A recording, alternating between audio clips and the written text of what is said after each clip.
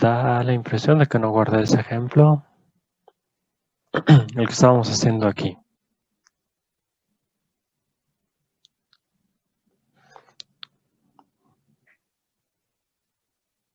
Muy bien.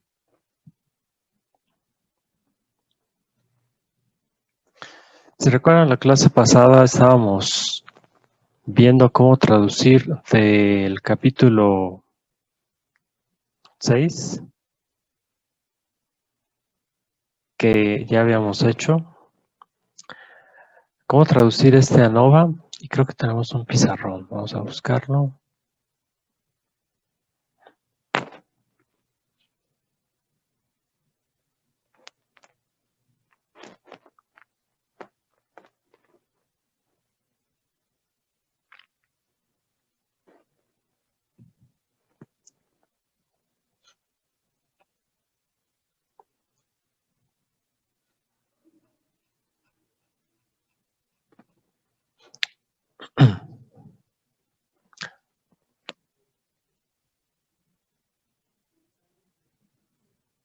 Ok, parece que tampoco tengo pizarrón, a menos que sea este de aquí.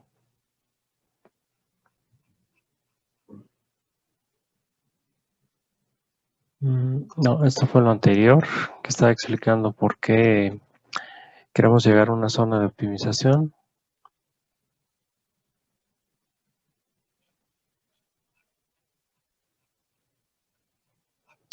Ok, cualquier cosa que haya notado, no, esta cosa no la guardo.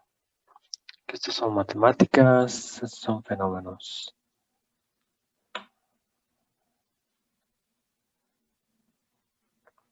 Ok, vamos a empezar nuevamente. Teníamos este ANOVA de la tabla 6.6. Lo vamos a poner aquí. Ok, es el ANOVA típico que podemos hacer en Excel sin gran problema. Lo que estábamos viendo era cómo traducirlo o cómo reorganizarlo a este tipo de ANOVA. Lo voy a copiar. Tiene un montón de cosas. Voy a copiar todo para saber qué me interesa y qué no me interesa. Listo. Lo pongo aquí.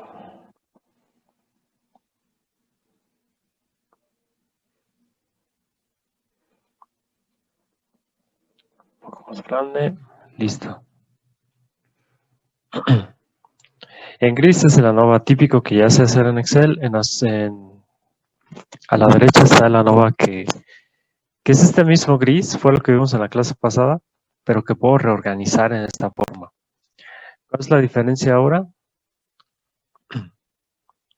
Primero, esta de la tabla 6.6, o sea, espacio.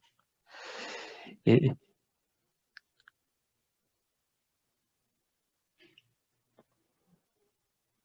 vamos a ponerlo así, así.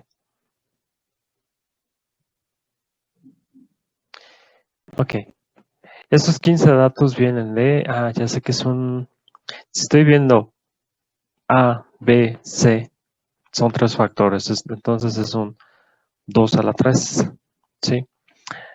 ¿Cuántas réplicas? La 3 me da 8.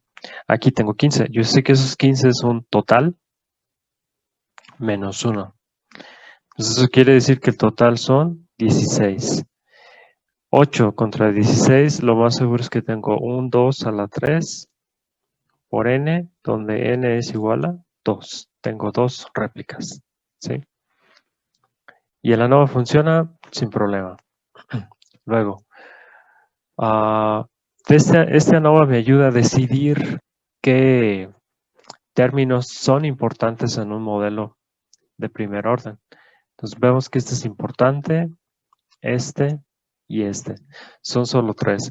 Esos corresponden a beta 1 x1, este corresponde a beta 3 x3 y este último corresponde a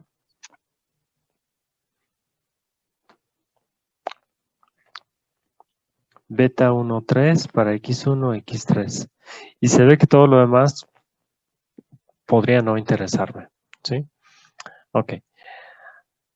En este de acá lo que hacen es decir, bueno, pues esta es la contribución del modelo. ¿Sí? Lo que hicimos la clase pasada fue reagrupar esto en Excel y decir, efectivamente, la suma de cuadrados esta, más esta, más esta, da un total de 5.13 por 10 a la 5. Y ya vi que la contribución de los otros, sus sumas de cuadrados son muy pequeñas. Esta es muy pequeña, esta es muy relativamente pequeña y estas también son pequeñas en comparación con los demás. ¿Sí? Si tuviera que decidir en suma de cuadrados, ya vi que la potencia es la que contribuye más a esa suma de cuadrados y seguramente corresponde con lo que calcule con efectos principales. Creo que aquí hay una tabla de efectos principales.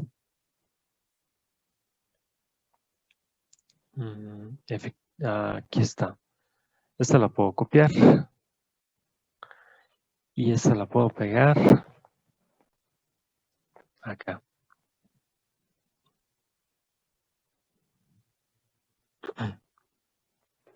Ya sé que si hago el valor absoluto de cada uno, ¿sí? Y comparo valores absolutos, el que contribuye más es justamente C. Y ya sé que el efecto principal, que si lo expreso como contraste, y ese contraste lo divido entre 2, obtengo el valor de beta, que también ya sé obtener por regresión, es decir, con matrices multiplicando matrices. Ok, entonces eso es lo que veíamos en la clase pasada. ¿Qué otras cosas vienen aquí que tal vez nos pueden interesar?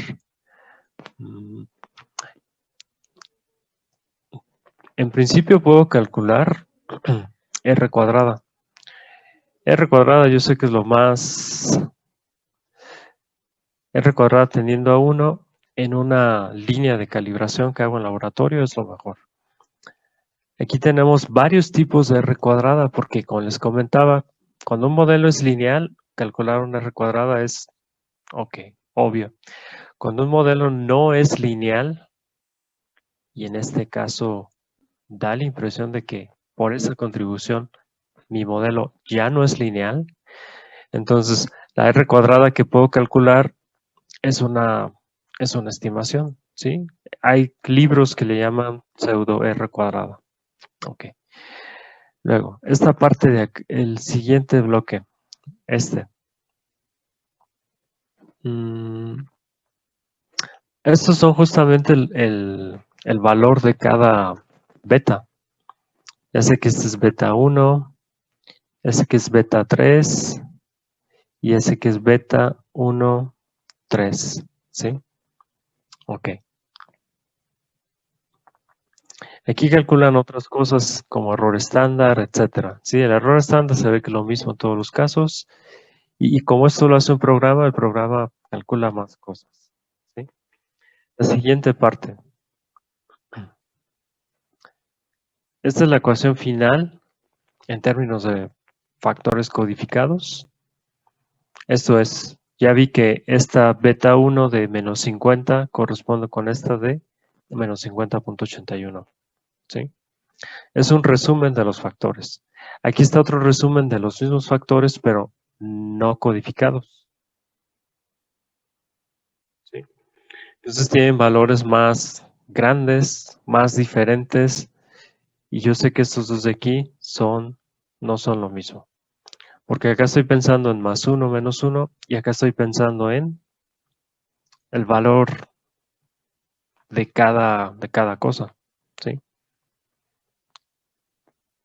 Con unidades y demás. Vuelvo a la siguiente página y parece que este me interesó más.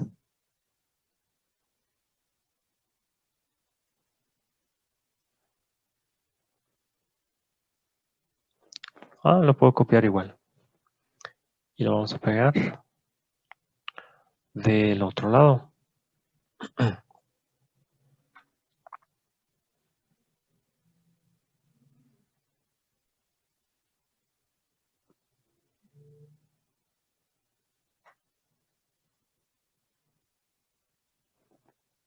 Ok, parece que no lo puedo mandar al fondo, pero lo puedo copiar otra vez.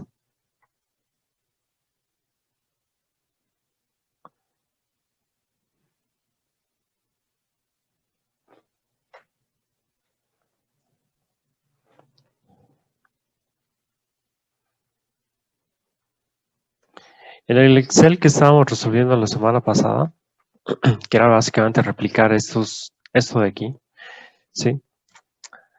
Lo que llamo, ahora clasifico en dos partes.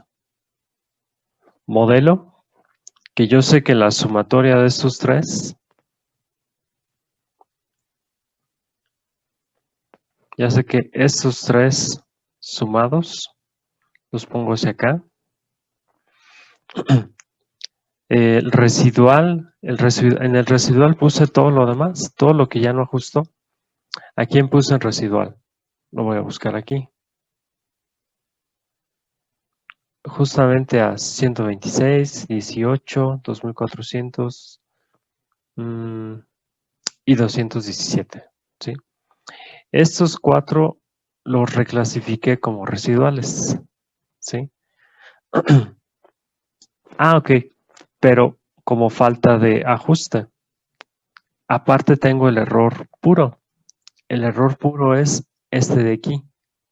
Ese error puro viene por las réplicas. Entonces, si puedo poner nombres, a este le voy a poner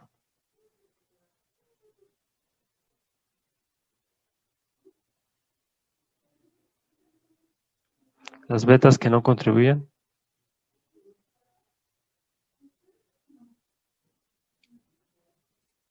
Que no contribuyen significativamente. ¿De dónde obtengo significativamente? De la NOVA. Ya vi que es esta, esta, esta y esta. Esos no contribuyen significativamente. El error puro, ya vi que viene por efecto de réplicas.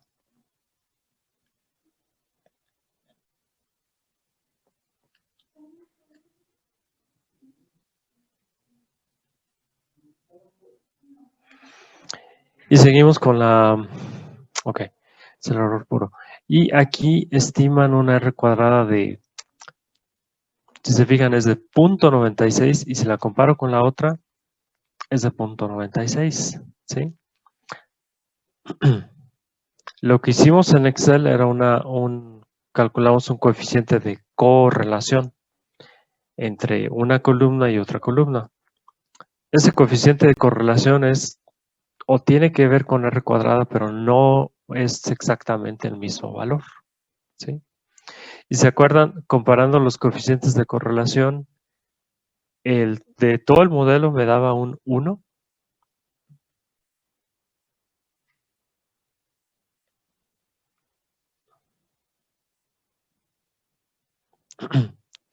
Y en ese archivo de Excel, excluyendo betas y solo considerando beta 1, beta 3, beta 1, 3, el coeficiente de correlación que obtuvimos era de 0.99 algo. No sé si recuerdan. La diferencia era muy, muy mínima. ¿Sí?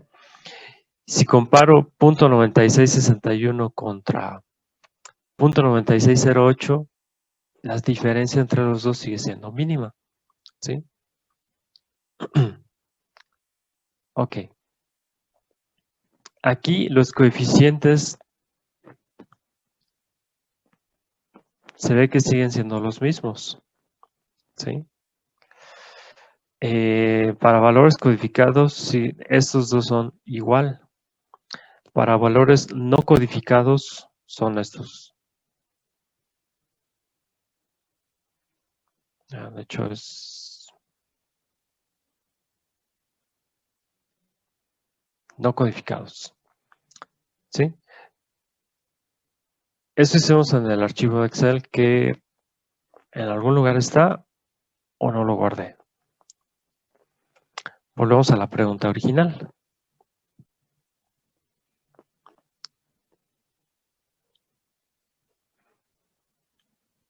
Si veo este de aquí, hay un análisis de varianza. Me conviene tener los datos primero. ¿Dónde están?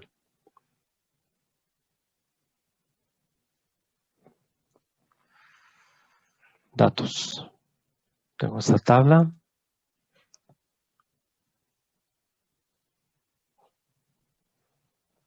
Voy a pegar aquí. Y tengo un ANOVA. Una ANOVA que yo puedo obtener al modo usual y reclasificarlo, como lo hicimos la vez pasada. Aquí está.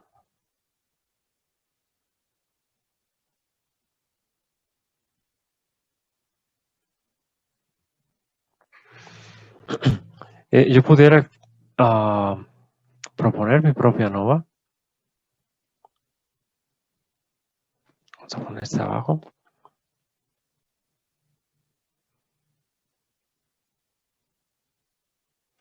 Yo sé que la fuente de variación en una ANOVA que yo sé hacer es A, B, AB. Y lo otro que puedo calcular es error. Y lo siguiente es el total. ¿Sí? Estos tres ya sé que tienen que ver con... Este es con X1, este es con X2 y este sería X1, X2. ¿Sí? X1, X2 ya sé que es multiplicando a estas dos columnas. Ok. El detalle es que si estrictamente lo hago así, grados de libertad.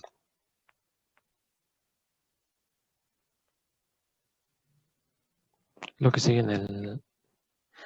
bueno, sigue la suma de cuadrados. Suma de cuadrados de A si lo puedo hacer, suma de cuadrados de B si lo puedo hacer, suma de cuadrados de AB también, no tengo problema. Suma de cuadrados del total y el error ya sé que es la diferencia entre todo esto.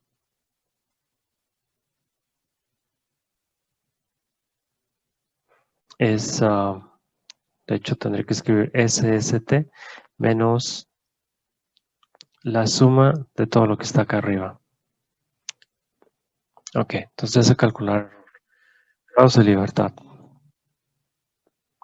Grados de libertad, yo sé que es 1 porque es un factor, 1 porque es un factor, 1 porque es una interacción. Ok. Primero tengo que ponerle nombre. Este es un 2 a la 2 n, donde n es igual a 1. Solo es una réplica.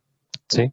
Entonces, eso ya pone problema aquí porque cuando calcule los grados de libertad totales son justamente n por 2 a la 2 menos 1.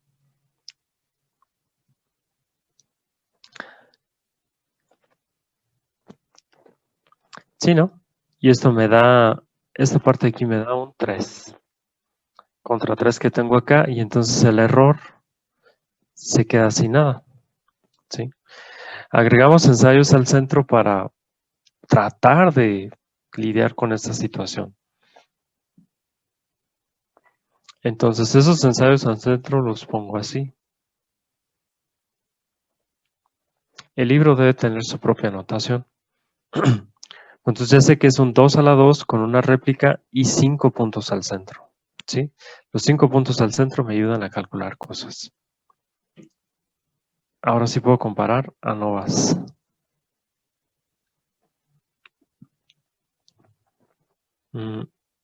Este me convendría de algún modo desplegarlo por lo que ya aprendí.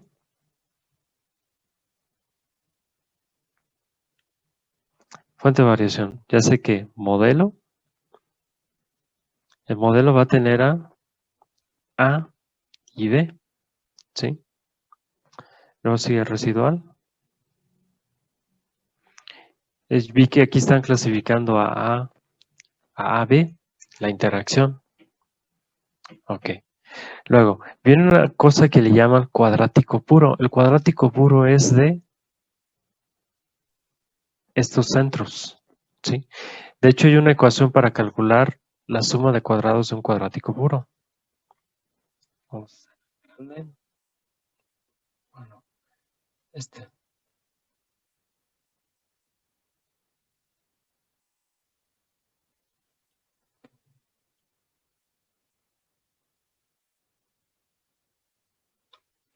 Y lo vamos a poner acá.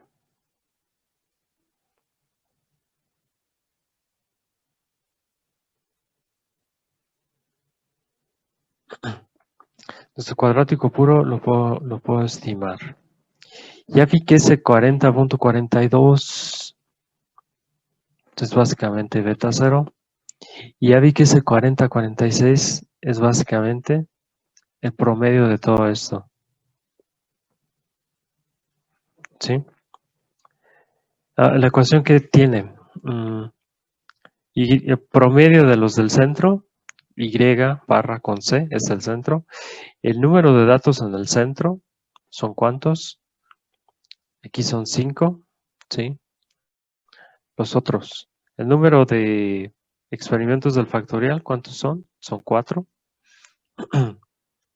Y ya vi que este Y barra F es el factorial. F factorial, C del centro. Ok.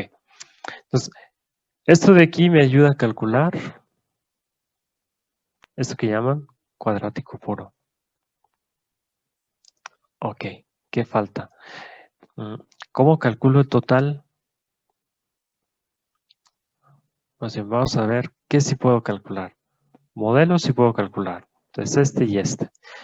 ¿Qué es este y este? De un ANOVA típico. Del residual, tengo dos cosas. La interacción, cuadrático puro y error puro. Ok. Residual lo puedo calcular. Cuadrático puro, ya lo sé calcular. Es usando esta de aquí. ¿Sí? Ok. Error puro. Me acuerdo que error lo calculo restando la suma de cuadrados totales de lo demás. Ok. ¿Será que me enseñan a hacerlo aquí? ¿O no? El error puro vale 0.17. ¿De dónde vendrá ese 0.17? ¿Y cuántos grados de libertad considera? 4. Los grados de libertad me ayudan a resolver esto. Vamos a buscar.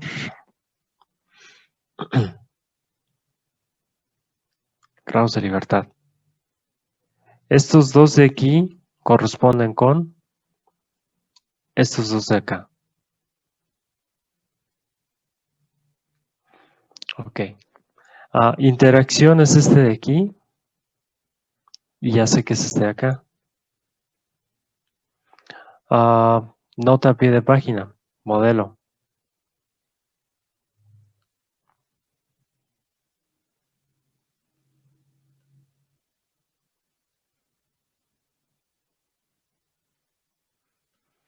Seleccionamos un modelo lineal.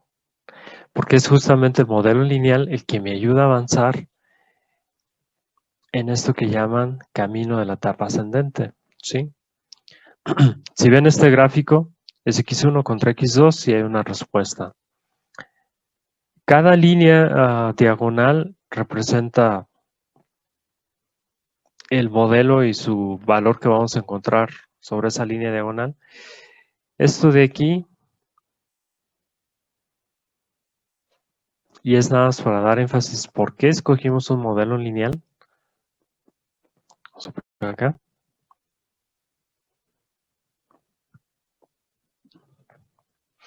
Ok. Esto de aquí es lo que me ayuda a avanzar y para poder avanzar necesito un modelo completamente lineal. Eventualmente voy a usar un cuadrático y demás, pero aquí necesito un lineal. ¿Por qué? Porque para avanzar estoy avanzando en etapas. Estos saltos son uniformemente espaciados, por decir algo, ¿sí? Tiene que ser lineal porque estoy siguiendo una trayectoria, ¿sí? Si fuera un modelo cuadrático, vamos a imaginar cómo sería un modelo cuadrático. Vamos a pensar que son contornos así, ¿sí? Entonces, el vector de búsqueda sería un vector, tendría que ser un vector que de algún modo me lleve a un tipo de curvatura, ¿sí? No sé a dónde voy a llegar. ¿Estás pensando en un?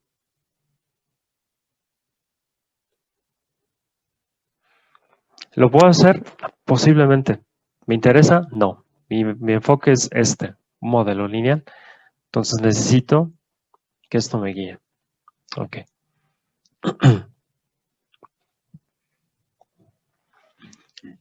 Ok. ¿Qué nos falta? Calcular los grados de libertad. Estamos viendo qué contribución tienen cada uno. Sí. Ok. Residual son 6. Total son 8. Esos 8 yo sé que es el total.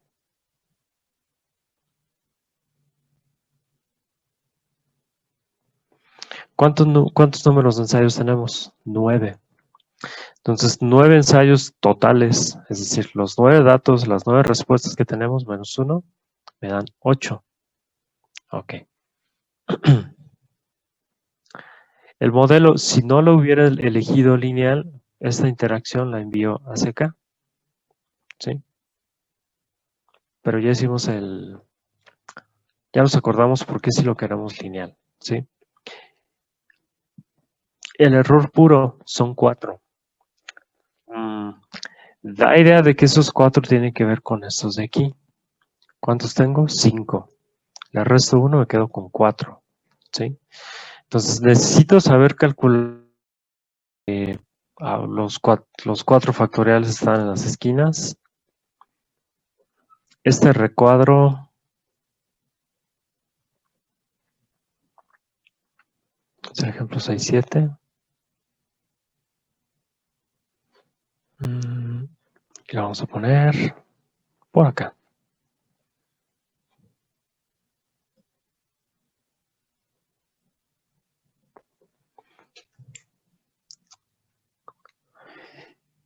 Ya vi que esta parte de aquí, no lo marco bien, vamos a poner este de aquí.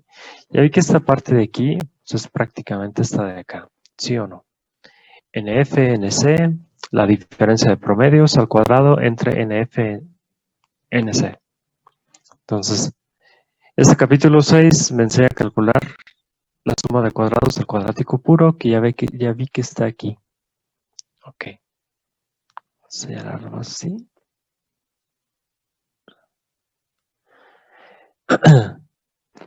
Error puro. Da la impresión de que esta parte me enseña a calcular error puro. Profe, ¿Sí? creo que ya sé cómo se calcula. Ok. Quien nos habla, ¿será que tiene relación con esto de aquí? Ay, deje, le hago grande porque no veo.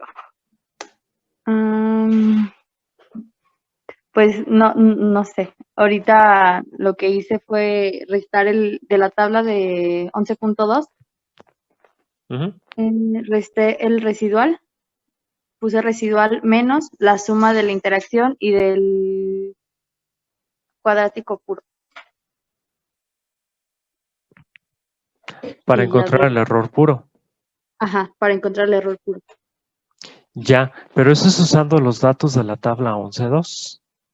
Sí, El detalle con los datos de la tabla 11.2 es que yo sé que puedo calcular un valor para modelo siempre y cuando sume estos dos y los ponga acá. Residual es similar.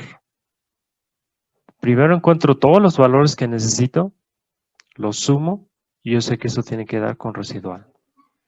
Entonces, el modo en el que lo hiciste es una mera comprobación. El modo en el que se tiene que hacer este cálculo de error puro tiene que ver con esto de aquí. Los cuadrados medios del error es la suma de cuadrados del error. El detalle aquí es que esa suma de cuadrados del error son, y si hago la fórmula grande, es la suma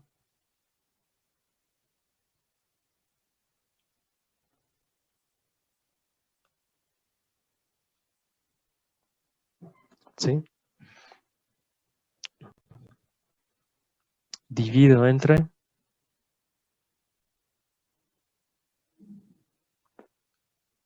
para este caso, yo me acuerdo que teníamos ¿cuántos puntos al centro? 5.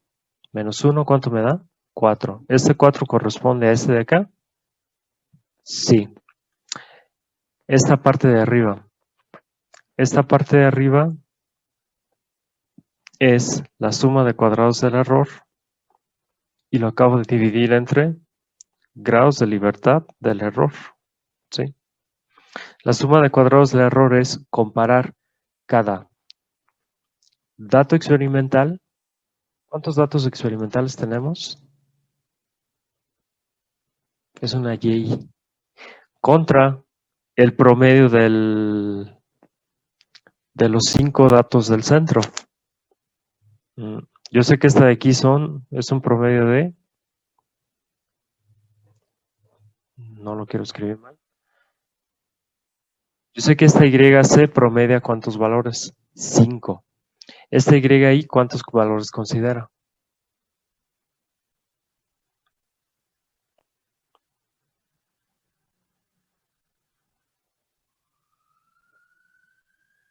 Considera 4 factoriales, considera 5 del centro, considera 9 de todos los ensayos. ¿Cuántos?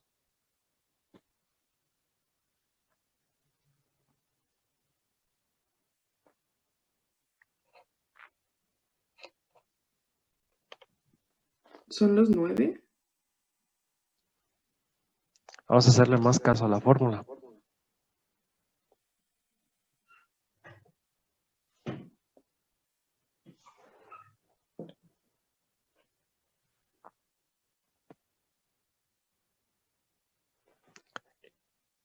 Esa letra griega sigma mayúscula tiene una leyenda abajo.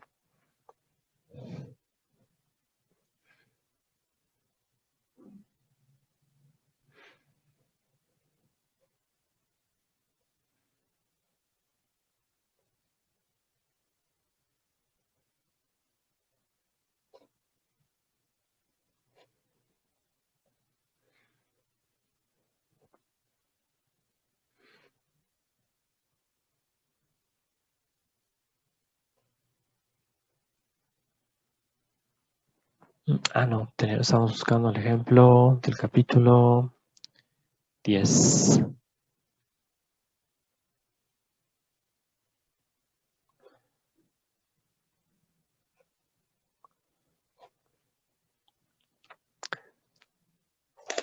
$40.3. Estoy copiando únicamente los datos del centro.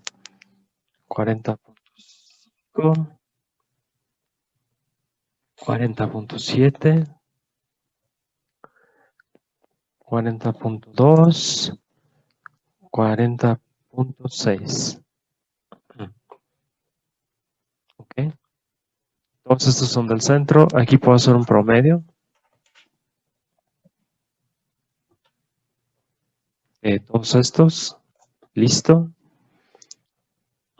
Esto lo paso para acá. Quedo con el pizarrón. La fórmula me está diciendo que es esto. YI menos el promedio. Es una sumatoria que la elevo al cuadrado. Ok. Entonces aquí voy a hacer justamente YI menos Y promedio. Y va a ser YI menos este de aquí, que me conviene poner constante. Listo. Y tengo que hacer el cuadrado de cada uno. Ok. Entonces esto es, lo puedo hacer aquí de una vez.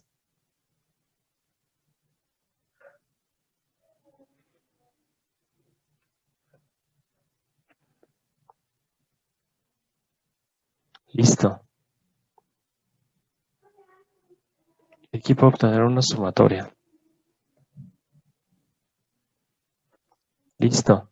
¿Qué tanto se parece .172 a lo que tengo en esta ANOVA.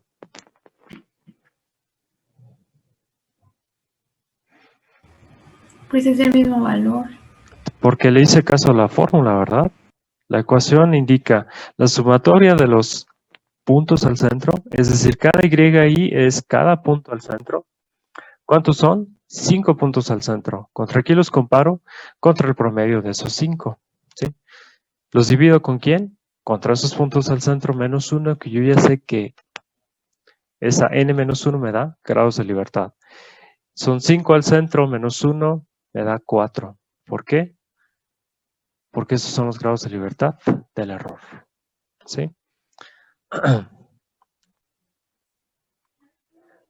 Muy bien. En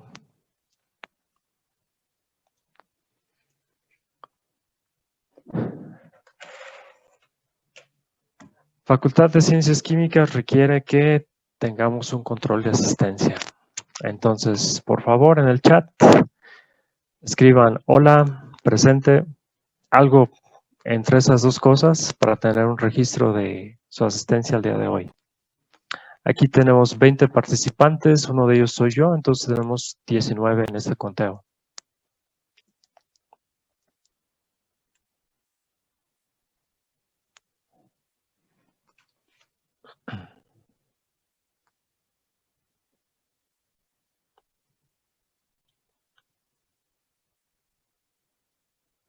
Ok, llevamos 16.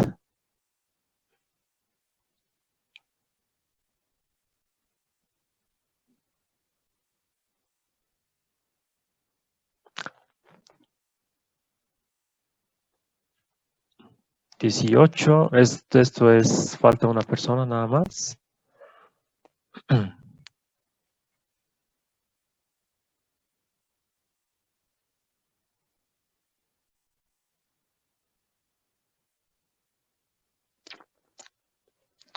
¿Alguna otra pregunta?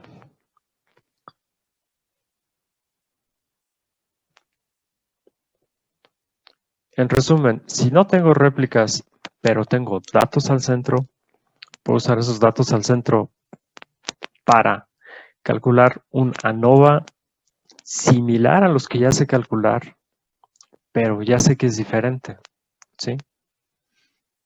Si quiero calcular la contribución si quiero calcular es error puro, tengo que recurrir a este mecanismo, de lo contrario, no puedo hacer una ANOVA, ¿sí? Este ANOVA ya está reclasificado en la contribución del modelo y en la contribución del residual. El autor en el libro podemos encontrar esa transición. No, el autor no le importa, simplemente pone tablas y vámonos, ¿sí?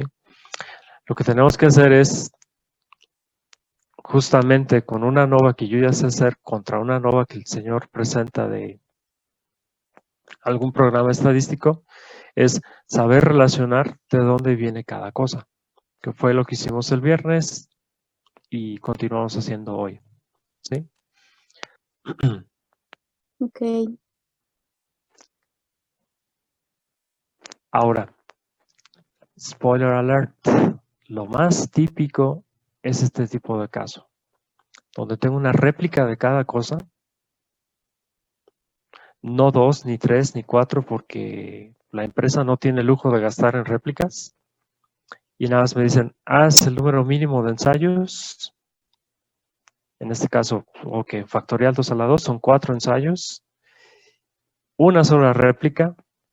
Ya vi que una réplica no me ayuda a resolver, no puedo calcular una ANOVA sin réplicas, y seguramente consigo que me den recursos suficientes para hacer 2 puntos al centro, que los voy a centrar en este factorial, y no sé si esos 2 al centro me ayudan a resolver una ANOVA o no. Lo puedo simular, puedo pensar en esta tabla 11-11, recortarle 3 datos, los últimos 3, y ver si puedo hacer algo con esos 4 factoriales, esos 4 datos que vienen de un factorial, 2 de centro, y ver si esto funciona, ¿sí? Entonces, en algún lugar con recursos sí nos dan libertad de hacer las réplicas que yo quiera. En algún lugar sin recursos y más interesados en obtener una respuesta ya, es factoriales, ¿cuántos? 1. ¿Cuántas réplicas? 1. ¿Cuántos centros? Lo mínimo posible. Y si puedo calcular ANOVAs. Esa es la diferencia. Lo que necesito es saber qué fórmula necesito para cada caso. Y lo que nos comentaba Adriana, sí puedo corroborar o comprobar esas sumas y restas. ¿Sí? Aquí la diferencia es que una ANOVA tradicional, el error, ya sé que es el total menos suma de cuadrados de A, suma de cuadrados de B. De D, suma de cuadrado de interacciones. Para este de aquí con puntos al centro, sí puedo calcular suma de cuadrados basados en los puntos al centro.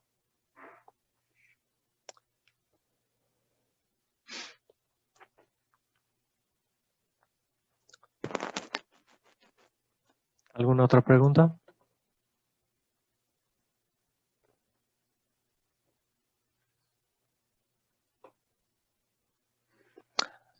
Aparentemente Profe, no. Oh, ¿sí? yo nada más tenía una duda, pero bueno, a lo mejor ya es pasada, de sobre beta. Ajá. ¿En qué parte encontrábamos la fórmula para beta? Es que no me quedó muy claro y Ujú. quería volver a checar eso. No sé si me pudiera recordar, por favor. El capítulo 6. Ok, gracias. En el capítulo 6, el primer ejemplo que muestran ahí, ¿dónde está?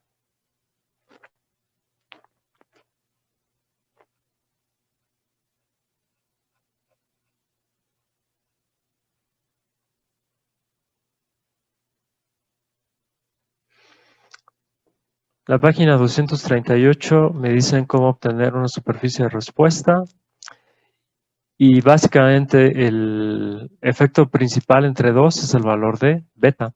Este es beta 1, este es beta 2. Beta 0 es el promedio de todos los datos.